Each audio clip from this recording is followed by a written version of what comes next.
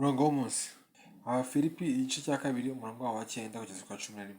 Baravuga ngo nicyo cyatumye Imana imushyira hejuru cyane, ikamuha izina risumba ayandi mazina yose, kugira ngo amavi yose apfukame mu izina rya Yesu, ari ay'ibyo mu ijuru cyangwa ay'ibyo mu isi cyangwa ay'ibyo munsi y'isi, kandi indimi zose zihamye ko Yesu Kristo ari Uwiteka, ngo Imana Data twese ihimbazwe.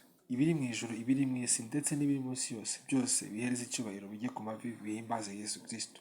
Yesu Kristo niwe wenyine mu ijuru wemeye kuza ku isi akadupfira twebwe twari abanyabyaha, twari abo kurimbuka. Bibiliya ivuga yuko ibihembo by'ibyaha ari urupfu, bivuze ngo nta kindi kintu twari gukora uretse gupfa tuzize ibyaha byacu, ko nta kindi cyari gushobora kuducungura, kwari ukubyishyura. Ariko Yesu Kristo aramanuka ava mu ijuru aza ku isi apfira njyewe nawe, kugira ngo uzizera ibyo ngibyo byose azabona ubugingo buhoraho, kugira ngo uzemera kumwakira mu buzima bwe azahabwe ingororano kuri iyi si yakurikije amategeko ye, ndetse nyuma y'ubuzima akazabaho ubundi buzima bw'iteka. Tuzirikane umurimo ukomeye Yesu Kristo yakoze hano ku isi, ntituwibagirwe kandi dukomeze tubimushimira iteka ryose.